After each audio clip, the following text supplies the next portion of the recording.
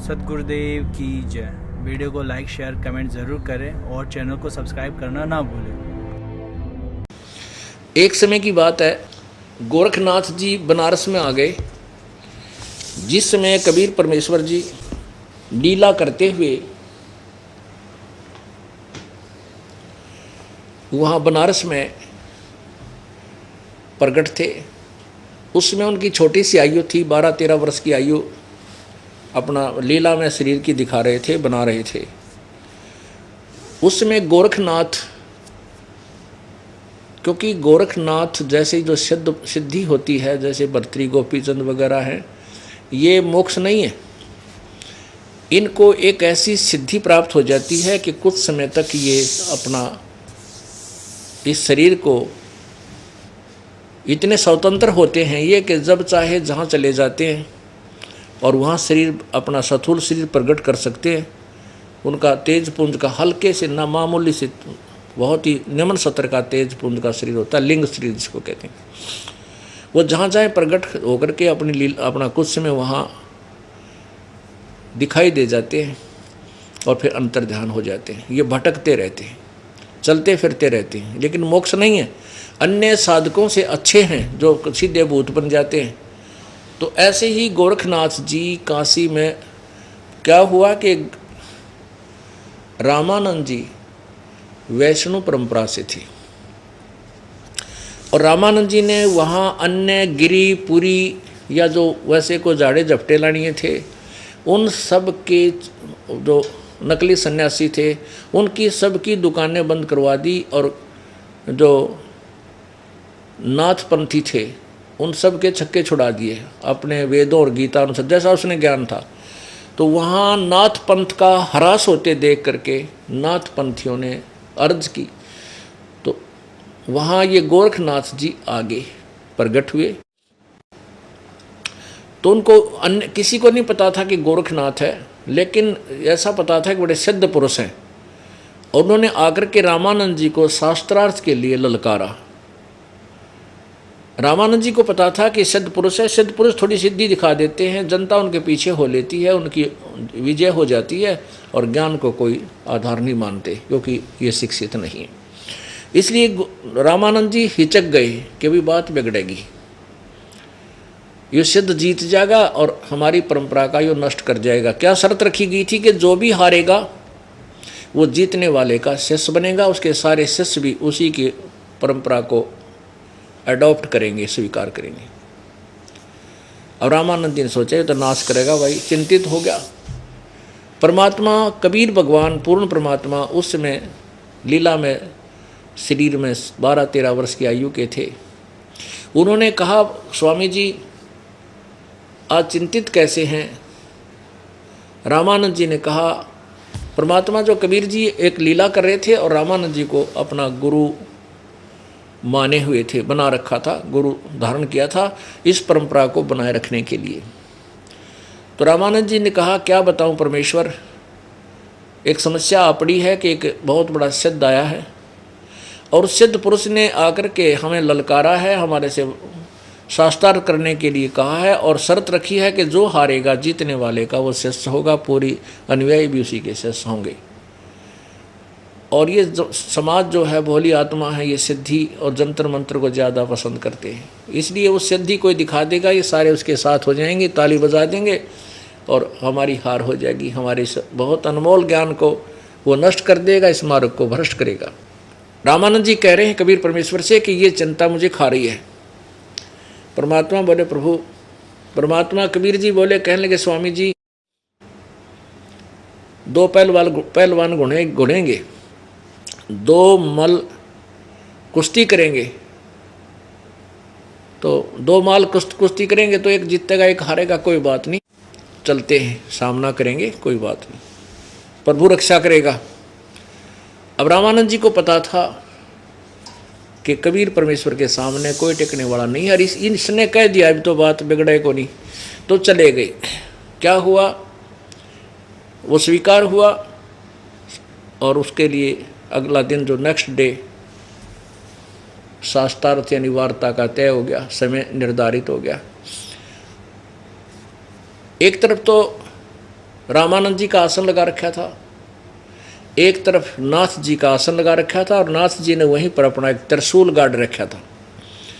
अब कबीर परमेश्वर ने बता दिया था रामानंद जी को कि वो गोरखनाथ आया है, वो भेष बदल कर बैठा है, उसको माप सीधा कर दूंगा, आप चलो। अब रामानंद जी का हौसला बढ़ गया। अब परमात्मा अब एक गुरु मर्यादा बनाते हुए रामानंद जी तो ऊपर आसन पर बैठे हैं तख्त पर, और परमात्मा नीचे बैठे हैं जमीन पर उनके चरणों में, जो गुरु और शिष्य की मर्यादा बनाए रखने के लिए, ताकि वो हमें उदाहरण दे रहे थे कि हमारे अंदर कैसी भावना, एक अच्छे शिष्य में कैसी श्रद्धा होनी चाहिए अपने गुरुदेव के प्रति, ताकि वो सफल हो सके।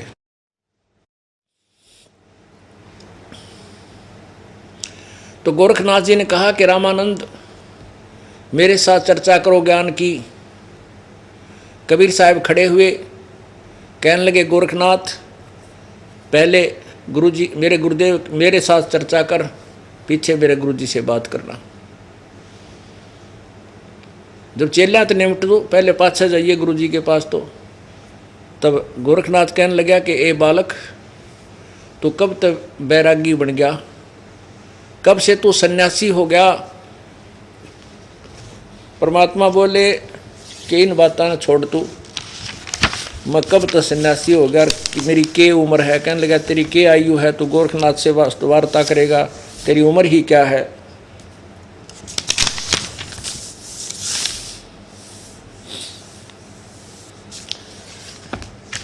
परमात्मा बोले इस बात ने तो भूल जा नाथ जी, मेरी उम्र क्या है, पहले तेना उम्र बता दो मेरी क्या है। गोरखनाथ जी कहते हैं कब के भये बैरागी, कबीर जी कब से भये बैरागी। परमात्मा बोले गोरखनाथ जी कहते तू कब बन गया बैरागी? अब परमात्मा कहते हैं नाथ जी जब से भये बैरागी, मेरी आद अंत सुध लागी। क्या बताते हैं? दूं कार आद का मेला, नहीं गुरु कोई ना था चेला। जब का तो हम योग उपासा, तब का फिरूं अकेला। क्या बताते हैं? जब ना दया पृथ्वी थी, ना कोई गुरु चेले की रिवाज थी, सबसे पहले मैं ही था पूर्ण परमात्मा रूप में। कहते धरती नहीं जद की टोपी, दीना ब्रह्मा नहीं जब का टिक्का। क्योंकि उस दिन परमात्मा कबीर जी वैष्णो साधुओं जैसा रूप बना कर रहे थे। सिर पर एक टोपी, गले में एक कंठी की माला, माथे में एक तिलक और हाथ में करमंडल, एक लाठी डंडा सा सिक्का डंडा। तो कहते हैं ये तो नकली ले रहा हूँ मैं, असली जो मेरे टिक्का और जो कुछ मेरे हाथ में करमंडल हैं वो बताता हूँ। धरती नहीं जब की टोपी, दीना ब्रह्मा नहीं जद का टीका। और शिव शंकर से योगी ना थे, जब का झोली सिक्का। ये तो कहते हैं मैं तो पहले से ही पूर्ण परमात्मा हूँ, और पहले से ही मैं ये सब वैरागी समझ, मुझे कुछ भी किसी संज्ञा से बोध कर, मैं वही संबोधित कर वही हूँ। तेरा ना ब्रह्मा था, ना विष्णु था, ना शिव जी, मैं तब का तब से हूँ। धरती नहीं जद का टोपी, दीना ब्रह्मा नहीं जद का टीका। और शिव शंकर से योगी ना थे, यो तब का झोली सिक्का। द्वापर को हम करी फावड़ी, त्रेता को हम दंडा। सतयुग मेरी फेरी दुहाई, और कलयुग फिरूं नौखंडा। एक पल में कहते मैं सब ब्रह्मांडों को चेक करके आ जाता हूँ, एक सेकंड के अंदर। गुरु के वचन साध की संगत, अजर अमर घर पाया। कहे कबीर सुनो हो गोरख, मैं सबको तत्व लखाया। जब परमात्मा ने बताया ना गोरखनाथ, अब गोरखनाथ की सिट्टी पिट्ठी गुम होगी, तो भाई जड़ तो बतावा है, तेरा भेद भी खोल दिया।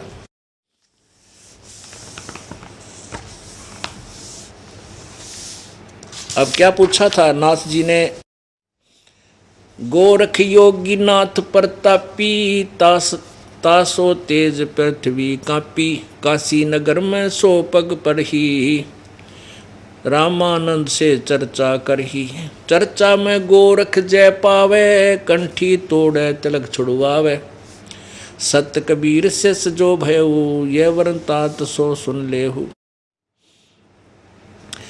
गोरखनाथ के डर के मारे, बैरागी ना भेख संवारे। तब कबीर आज्ञा अनुसारा, वैष्णो सकल भेद अनसंवारा। रूप संवारा सो साधु गोरख, सो सुध गोरखनाथ जो पायो। काशी नगर सिगर चल आयो, रामानंद को खबर पठाई। चर्चा करो मेरे संग आई। रामानंद की पहली पौड़ी, सत कबीर बैठे तिस ठोरी। कह कबीर सुन गोरखनाथा, चर्चा करो हमारे साथा। प्रथम चर्चा करो संग मेरे, पीछे मेरे गुरु को टेरे। बालक रूप कबीर निहारी, तब गोरख अस वचन विचारी उचारी। अब क्या कहता गोरखनाथ, बोला कि तेरी क्या उम्र है, छोटा सा बालक, और तू चर्चा करेगा मेरे साथ, गोरखनाथ के साथ? तेरी क्या उम्र है, छोटा सा बालक? तो बोला, ले भाई आयु सुन ले मेरी उम्र क्या है, परमात्मा बताते हैं। जो बूझे सोए बावरा, क्या है उम्र हमारी। असंख्य युग पर ले गए मैं तब का ब्रह्मचारी। असंख्य युग पर ले हो लिए मैं तब का ब्रह्मचारी। कोट निरंजन हो गए परलोक सिधारी, तब हम तो सदा महबूब हैं स्वयं ब्रह्मचारी।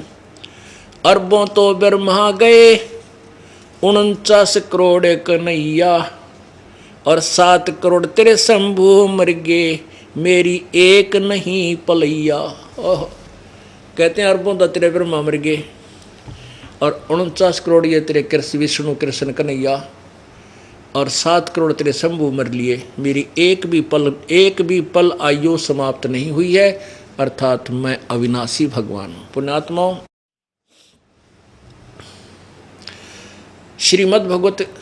श्रीमद् देवी भागवत पुराण तीसरे स्कंद में गीता प्रेस गोरखपुर से प्रकाशित स्वयं ब्रह्मा विष्णु महेश तीनों कहते हैं, हम तो नासवान हैं, हमारी जन्म मृत्यु होती है, हम अविनाशी नहीं हैं। और ये अज्ञानी लोग इन्हीं को अविनाशी अजरो अमर बता करके दुनिया को गुमराह करते आए हैं। अब देखिएगा, आपको थोड़ा सा श्री देवी पुराण की झलक दिखाते हैं। पुण्यात्माओं, ये तत्व ज्ञान है।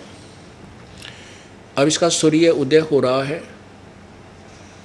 इसमें रह कर प्रूफ देने पड़ेंगे, प्रमाण देने पड़ेंगे, तब श्रोता को विश्वास होगा कि सचमुच ये संत सच्ची कह रहे हैं।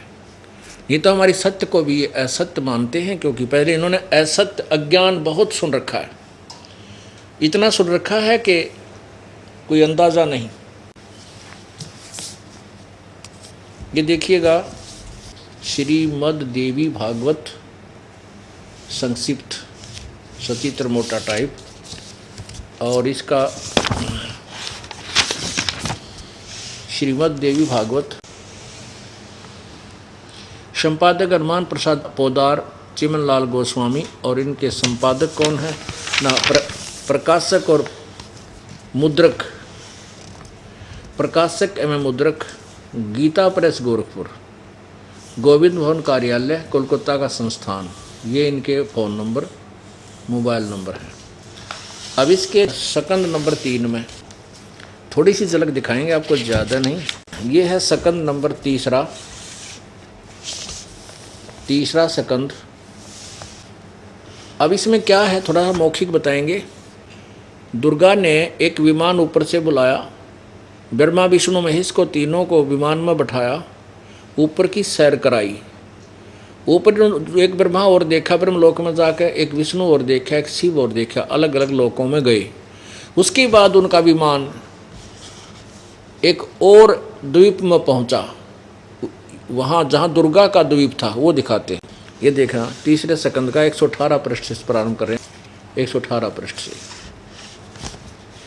अक्षण भर के बाद वह विमान उस शिखर से भी पवन के समान तेज चाल से उड़ा और बैकुंठ लोक में पहुंच गया। वहाँ भगवती लक्ष्मी का विलास भवन था। बेटा नारद, ब्रह्मा बता रहा है, वहाँ मैंने जो संपत्ति देखी उसका वर्णन करना मेरे लिए असंभव है। उस उत्तम परी को देखकर विष्णु का मन आश्चर्य के समुद्र में गोते खाने लगा। वहाँ कमल लोचन श्री हरि विराजमान थे। अलसी के फूल के समान उनके श्री विग्रह यानी शरीर की कांति थी। पीताम्बर पहने हुए थे, 4 भुजाएं थी, वे पक्षी राजगुण पर विराजमान थे। दिव्य आभूषणों से उनकी अनुपम शोभा हो रही थी।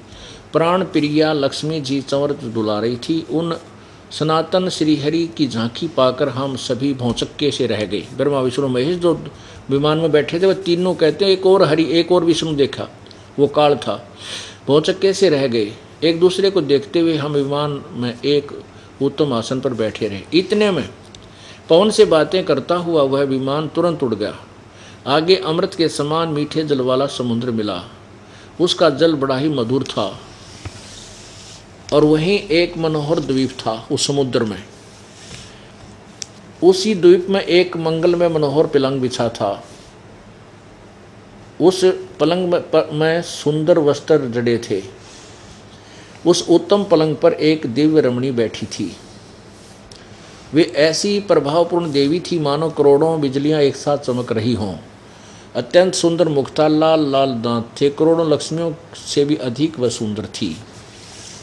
अब ब्रह्मा कहता है कि उन्हें देखकर जो हमारे साथ बैठा था विष्णु काल का पुत्र, ये तीनों ब्रह्मा विष्णु महेश जो विमान में बैठे ऊपर जा रहे थे, उन्हें देखकर हम सभी महान आश्चर्य में पड़ गए। कुछ समय तक हम वहीं ठहरे रहे, आपस में कहने लगे सुंदरी कौन है और इसका क्या नाम है। हम इसके विषय में बिल्कुल अनभिज्ञ हैं। इससे हजार नेत्र हजार आते। नारद यों संदेहग्रस्त होकर हम लोग वहीं रुके रहे। तब भगवान विष्णु ने उन चारों साहिनी भगवती को देखकर विवेक पूर्वक निश्चय कर लिया। अब काल ने इनकी बुद्धि खोल दी। अब विष्णु को अपने जन्म की याद आ गई, बालकपन की। निश्चय कर लिया कि यह भगवती जगदम्बिका है। तब उन्होंने कहा कि ये भगवती हम सभी की आदि कारण है। आदि कारण माने हमें जन्म देने वाली। महाविद्या और महामाया इसी के नाम है, इसके नाम है, इनके नाम है। ये पूर्ण प्रकृति है। ये दुर्गा को प्रकृति भी कहते हैं, ये याद रखना। आगे देखना 120 पृष्ठ पे, 120 पृष्ठ। ये मूल प्रकृति है, सदा परम पुरुष के साथ रहती है। पुरुष माने भगवान। और ब्रह्मांड की रचना करके परम पुरुष को ये दिखाया करती है। परम पुरुष दृष्टा है। ये वे ही दिवांगना है। विष्णु जी कह रहा है ये वे ही दिवांगना है, यानी ये सुंदर देवी है जिनके प्रलय वर्ण में मुझे दर्शन हुए थे। उस समय मैं बालक रूप में था, छोटा सा बच्चा था, और मुझे पालने में ये झुला रही थी। वट वृक्ष के पत्थर पर एक सुंदर सुदृढ़ सैया बिछी थी। उस पर लेटकर मैं पैर के अंगूठे को अपने कमल जैसे मुख में लेकर चूस रहा था। इन्हें देखकर मुझे पहले की बात याद आ गई, बचपन की। काल ने बुद्धि खोल दी, वो पिछली रील चला दी अपने बचपन की। ये हम सबकी जननी है, माता है। इनके विषय में मेरी जितनी जानकारी है तथा मैं जो कुछ अनुभव कर चुका हूँ वह तुम कहता हूँ, सुनो। ये बता दी, ठीक है। आगे देखो, अब 123 पृष्ठ हम आपको दिखाएंगे। ये 5, 4 और 5 चौथे अध्याय का। भगवान विष्णु महिमा कर रहे हैं अपनी दुर्गा माता के। तुम शुद्ध स्वरूपा हो, यह संसार तुम्हीं से उद्भासित हो रहा है। मैं ब्रह्मा और शंकर हम सभी तुम्हारी कृपा से विद्यमान हैं। हमारा आविर्भाव मन जन्म और तिरोभाव मन मृत्यु होता है, हुआ करता है। केवल तुम ही नित्य हो, अविनाशी हो, जगत जननी हो, प्रकृति और सनातनी देवी हो। भगवान शंकर बोले, देवी यदि महाभाग विष्णु तुम्हीं से उत्पन्न हुए प्रकट हुए हैं तो उनके बाद उत्पन्न होने वाले ब्रह्मा भी तुम्हारे ही बालक हुए। फिर मैं तुमको लीला करने वाला शंकर क्या तुम्हारी संतान नहीं हुआ? अर्थात मुझे भी उत्पन्न करने वाली तुम ही हो। इसे 2 बात सिद्ध होगी देवी भागवत से कि ब्रह्मा विष्णु महेश नाशवान है, जन्म मृत्यु होती है। इनकी माँ दुर्गा है, रजगुण ब्रह्मा है, सतगुण विष्णु, तमगुण शिव जी। ये 3 बातें क्लियर होगी। अब परमात्मा अपनी महिमा बता रहे हैं, वो आपके समक्ष पेश करते हैं।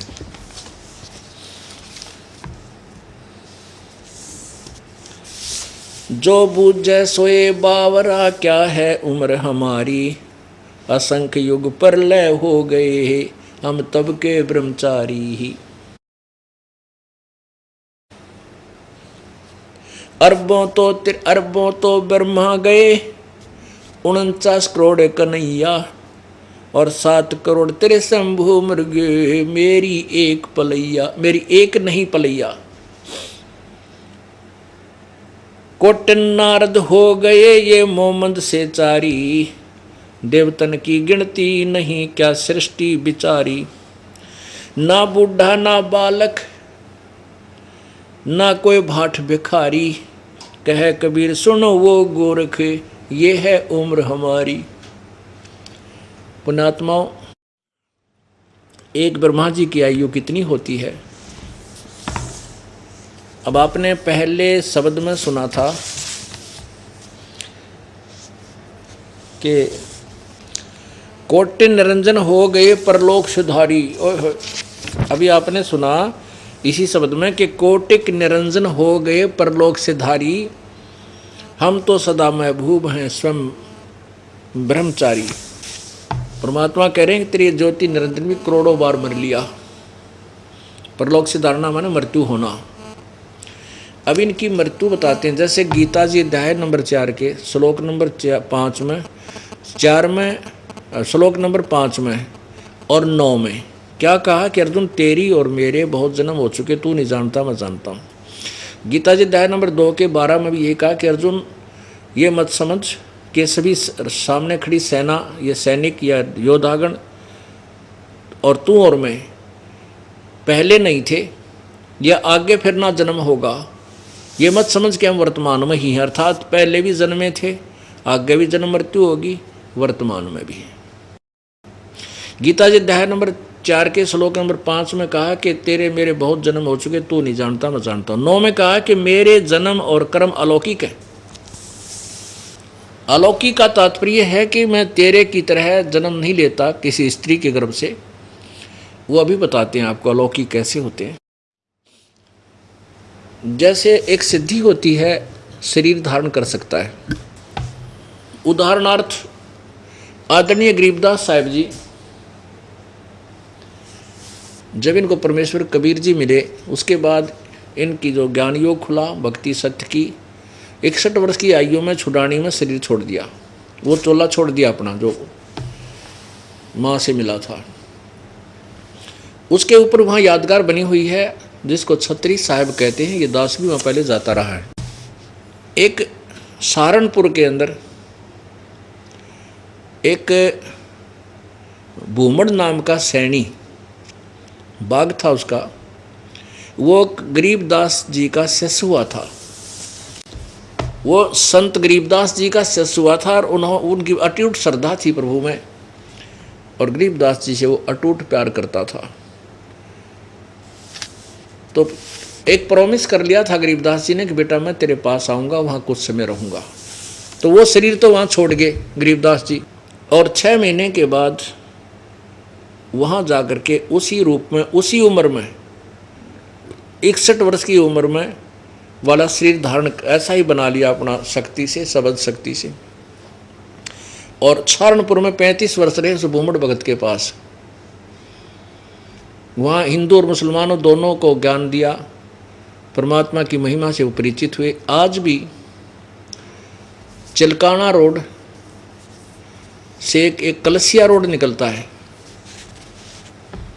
सहारनपुर में एक चिलकाना रोड है, कलसिया रोड है। कलसिया रोड से चिलकाना रोड निकलता है।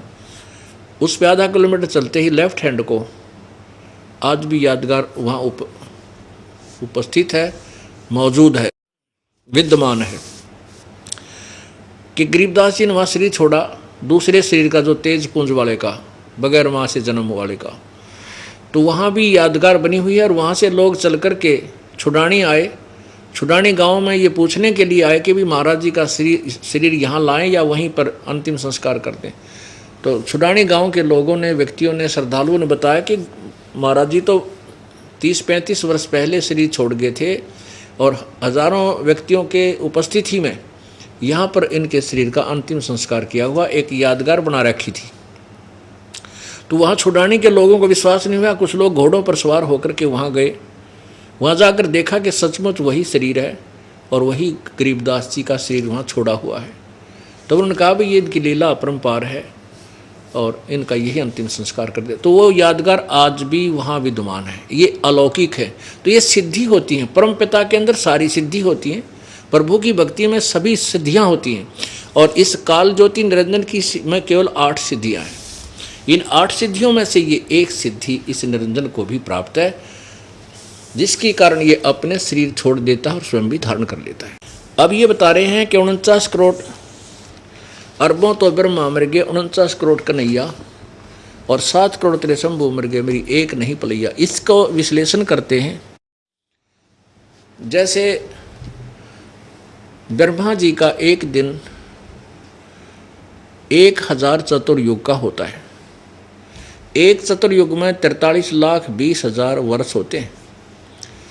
सतयुग, त्रेता, द्वापर, कलयुग, चारों युग मिलकर एक चतुर्युगी कहलाती है। ऐसे 1008 चतुर्युग का ब्रह्मा जी का दिन इतनी ही रात्रि होती है। इसको लंप संप यानी गोलमोल 1000 वर्ष मान लेते हैं। दिन इतनी ही रात्रि, तो 1000 चतुर्युग का दिन, 1000 चतुर्युग की रात्रि, और ऐसे 30 दिन रात का एक महीना, 12 महीने का एक वर्ष हुआ, और 100 वर्ष की आयु ब्रह्मा जी की। ऐसे 7 ब्रह्मा मर जाते हैं, तब एक विष्णु मरता है, और 7 विष्णु की मृत्यु होती है, तब एक शिव मरता है। तो ऐसा परमात्मा कहते हैं कि ये ज्योति निरंजन जो है, अब ज्योति निरंजन जो क्षर पुरुष है, ये क्षर पुरुष ब्रह्मा विष्णु महेश का पिता, ये गीता ज्ञान दे रहा है श्री कृष्ण में प्रवेश करके। ये काल है। ये कहता है चौथे अध्याय के 34वें श्लोक में कि तेरे मेरे बहुत जन्म, चौथे अध्याय के 5वें श्लोक में कि तेरे मेरे बहुत जन्म हो चुके हैं, तू नहीं जानता मैं जानता हूँ। 9वें श्लोक में कहा है चौथे अध्याय में कि मेरे जन्म और कर्म अलौकिक हैं। कैसे हैं?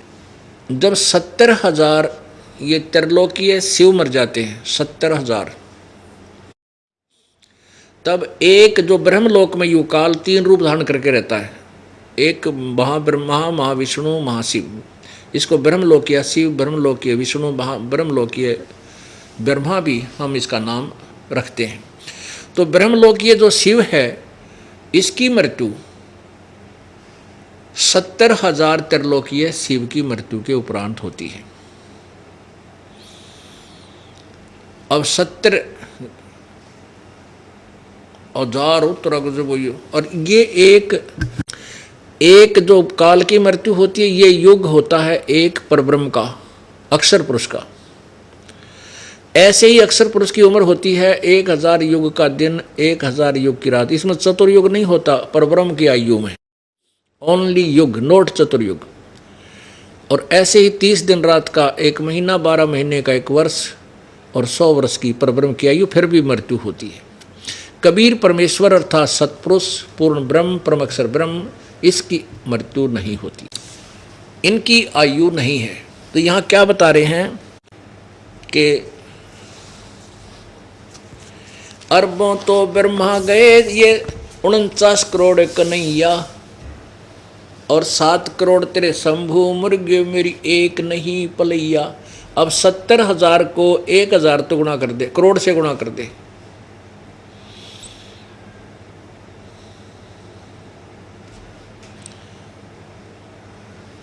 एक 1000 से गुना कर दे 70। तो ऐसे कहते हैं 7 करोड़ तो तेरे शंभु मृगे, जहाँ 1000 बार ये निरंजन मर लेता है, 1000 बार ज्योति निरंजन भी मर लेता है, तब एक ब्रह्मांड का विनाश होता है। तो क्या परमात्मा, क्या ना एक ब्रह्मांड नहीं, 21 ब्रह्मांड का विनाश होता है। 21 ब्रह्मांड का, एक ब्रह्मांड का विनाश होता है जब ब्रह्मलोक के अंदर ये काल शिव रूप में जहाँ रहता है, जब इसकी एक मृत्यु होती है। इसकी पहले ब्रह्मा रूप में शरीर छोड़ता है, फिर महाविष्णु रूप में शरीर छोड़ता है, फिर ये महाशिव रूप में जो शरीर छोड़ता है, उस समय इसकी 49 यानी 70,000 त्रिलोकीय शिव की मृत्यु हो चुकी होती है। इसके बाद फिर ये दूसरे ब्रह्मांड में चला जाता है। तो उसमें फिर नए सिरे ये अपना ऐसे इस दुर्गा और ये दोनों की मृत्यु होती है, ये दोनों ही शरीर धारण कर लेते हैं, आत्मा वही रहती है। और वहाँ से फिर ये ब्रह्मा विष्णु महेश की उत्पत्ति करते हैं, नए सिरे से ब्रह्मांड में ऐसे ही अपनी उत्पत्ति प्रारंभ करते हैं। तो यहाँ क्या बताना चाहते हैं परमात्मा, कोटि निरंजन हो गए परलोक से धारी, हम तो सदा महबूब हैं स्वयं ब्रह्मचारी। अरबों तो ब्रह्मा गए 49 करोड़ कन्हैया, ये 7 करोड़ तेरे शंभु मर गए मेरी एक नहीं पलैया।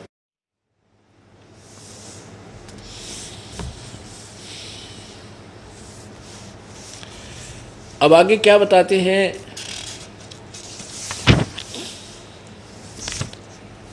अब गोरखनाथ जी ने सोचा भाई ये तो बहुत बात पढ़ावा है और बाता मत आगे आने नहीं देता, अब इसको मैं सिद्धि दिखाता हूँ। वादा करा था, बातचीत थी कि हम गोष्ठी करेंगे, विचार विमर्श करेंगे ज्ञान के ऊपर।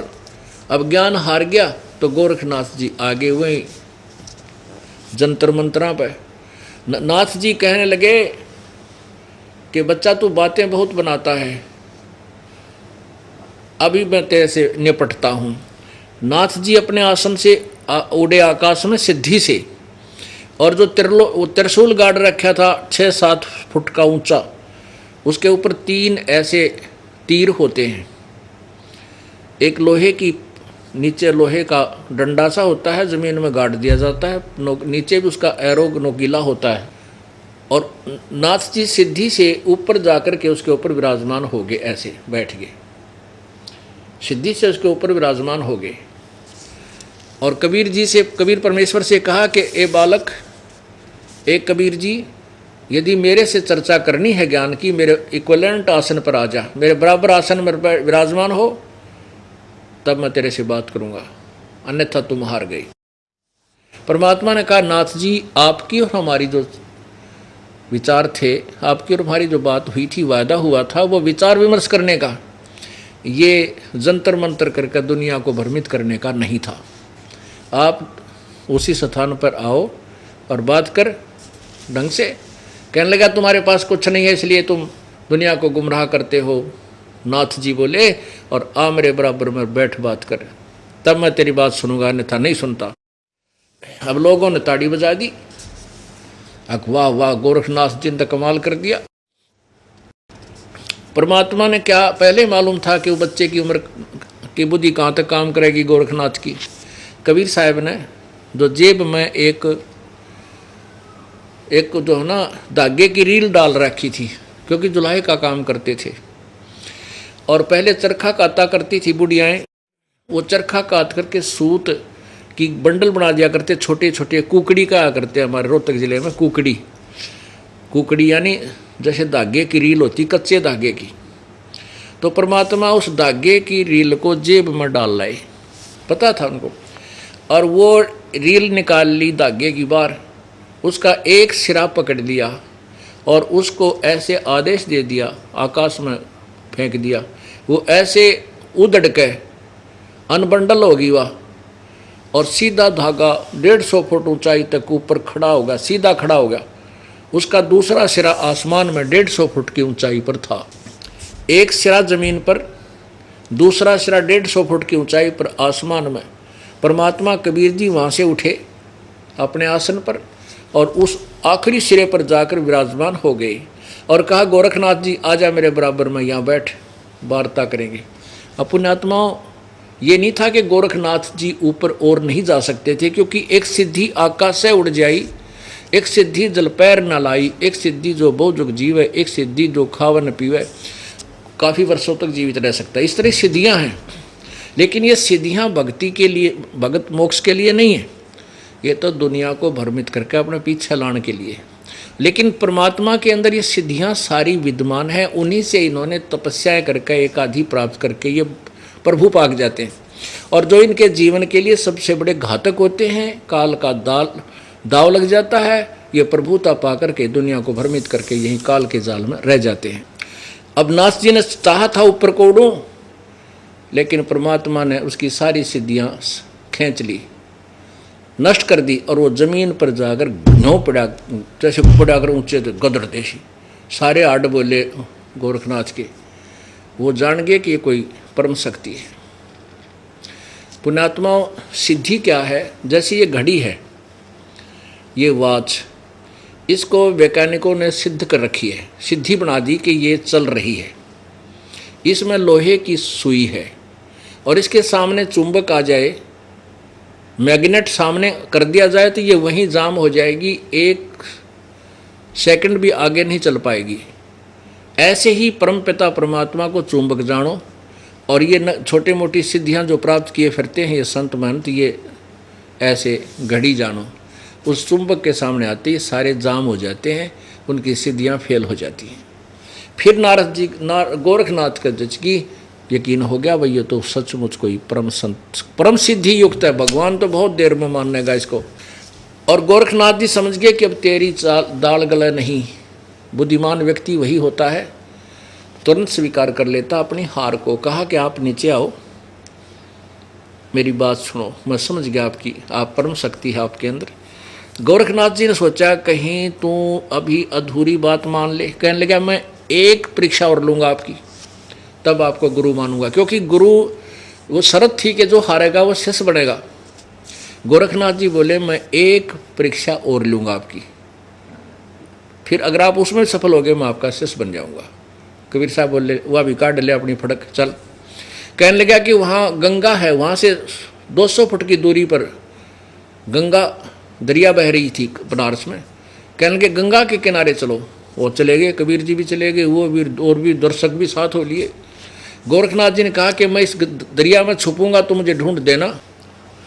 अब गोरखनाथ जी ने दरिया में छलांग लगा दी और मछली का रूप धारण कर लिया। परमात्मा ने वही मछली पकड़ी, वहाँ सैकड़ों मछलियाँ थी, वही मछली पकड़ी और किनारे लाकर गोरखनाथ बैठा दिया। ले, अब गोरखनाथ जी ने चरण पकड़ दिए कि आप सचमुच परम शक्ति हो। तो पूछा कि आप कहाँ से आए, आप कौन हो? तो परमात्मा बताते हैं अवधू अवगत से चल आए। अविगत, जिसके विषय में कोई नहीं जानता, उस स्थान से, उस तिथि से मैं आया हूँ, सतलोक से। अवधू अवगत से चल आए, अवधू अवगत से चल आया, कोई मेरा भेद मर्म ना पाया। मेरे विषय में कोई नहीं जानता, मैं कहाँ से आया हूँ, उस स्थान से आया हूँ। ना मेरा जन्म ना गर्भ बसेरा, बालक बिन दिखलाया, काशी नगर जल कमल पडेरा, तहाँ जुलाहे न पाया। मात पिता मेरे कछु नाही, ना मेरे घर दासी, जुलाहे का सुत आण कहाया, जगत करे मेरी आसी। 5 तव का धड़नी मेरे, जानो ज्ञान अपारा, यो सत स्वरूपी नाम साहेब का, ओहे नाम हमारा। अदर दीप गगन गुफा में तानिज वस्तु सारा, तेरा ज्योत स्वरूपी अलख निरंजन, वो भी धरता ध्यान हमारा। अब ये नाथपंथी क्या कहते हैं, अलौख निरंजन। हमारे गांव में था एक बाबा जी का डेरा, जो बाबा मस्तनाथ बोहर वाले का अनुयायी, वहाँ उनका डेरा है। 10-20 एकड़ ज़मीन भी उस डेरे के नाम श्रद्धालुओं ने, गाँव वालों ने दे रखी है। वहाँ एक बाबा मांगने आता था सुबह सुबह, और उन्होंने कहा था अलख निरंजन दियो माई, अलख निरंजन। तो वो अलख निरंजन, ये क्या कहते हैं कि परमात्मा अलख निरंजन है, वो दिखाई नहीं देता। अलख माने तो दिखाई ना दे, निरंजन माने प्रभु, यानी ये निराकार परमात्मा मानते हैं। ये काल तक इनकी बुद्धि सीमित है। तो यहाँ परमात्मा कहते तेरा ज्योति स्वरूपी हो अलख निरंजन, वो भी धरता ध्यान हमारा। गोरखनाथ जी को कह रहे हैं कि तेरा वो अलख निरंजन भी मेरी पूजा करता है। जैसे गीता जी में स्वयं स्वीकार कर रहा है। गीता जी अध्याय नंबर 15 के श्लोक नंबर 4 और अध्याय नंबर 18 के श्लोक नंबर 64 में कहा है कि मेरा भी पूज्य देव वही है, मैं भी उसी की शरण में हूँ। अवधू अवगत से चल आया, मेरा कोई भेद मर्म ना पाया, ना मेरा जन्म ना गर्भ बसेरा, बालक बन दिखलाया। काशी नगर जल कमल पर डेरा तहाँ जुलाए न पाया। मात पिता मेरे कुछ नाही ना मेरे घर दासी, जुलाहे का सुत आन कहाया यो जगत करे मेरी आसी। पांच तत्व का धड़नी मेरे में जानो ज्ञान अपारा, सत्य स्वरूपी नाम साहिब का ओही नाम हमारा। अगर दीप गगन गुफा में तानिज वस्तु सारा, यो तेरा ज्योत स्वरूपी अलख निरंजन भी धरता ध्यान हमारा। हाड चाम लहू ना मेरे कोई जाने सतनाम उपासी, यो तारण तरण अभय पद दाता मैं हूँ कबीर अविनाशी। अपने आत्माओं, परमात्मा ने कहा कि माता पिता मेरा नहीं, ना मेरे माता पिता हैं, ये तो इन्होंने मैं जंगल में मिला था नीरू और नीमा ने, और मेरे कोई पत्नी नहीं है ना मेरे घर दासी, और जुलाहे का पुत्र आन का है जगत करे मेरी ऐसी। कहते कोई पिछला संस्कार था मेरा और इनका कोई किसी वचनबद्ध, और मैं इनके घर आया हूँ, काल ने इनको यहाँ पैदा कर दिया और मैंने यहाँ आना आवश्यक था, और साथ में हमारी कुछ और भी इच्छा थी। परमात्मा ने अपने कई एक ही तीर से कई शिकार खेलने होते हैं। तो क्या बताते हैं कि जुलाहे का सुत आन का है जगत करे मेरी ऐसी। मजाक बना रहे हैं, तो जुलाहा था दानक था, के जाने क्या जाने भक्ति को। परमात्मा कहते हैं आने दो टाइम, हम भी जनाएंगे भक्ति को। कबीर साहब अब क्या कहते हैं, सत्य स्वरूपी नाम साहिब का ओए नाम हमारा। उस परमेश्वर का जो वास्तविक नाम है वही मेरा नाम है, कबीर, सत कबीर। परमेश्वर कहते हैं वेद मेरा भेद है, और मैं ना वेदन के माही, और जौन वेद से मैं मिलूँ वो वेद जानते नहीं। ये चारों वेद, ऋग्वेद, सामवेद, यजुर्वेद और अथर्ववेद, ये मेरा ही भेद बता रहे हैं, लेकिन मैं इन वेदों के आधार से मैं नहीं मिल सकता। इन वेदों में केवल इतना ही लिखा है कि मेरा ओम नाम है, ब्रह्म का जाप ओम है, और उस पूर्ण परमात्मा की भक्ति आपने करनी है तो किसी तत्वदर्शी संत की तलाश करो।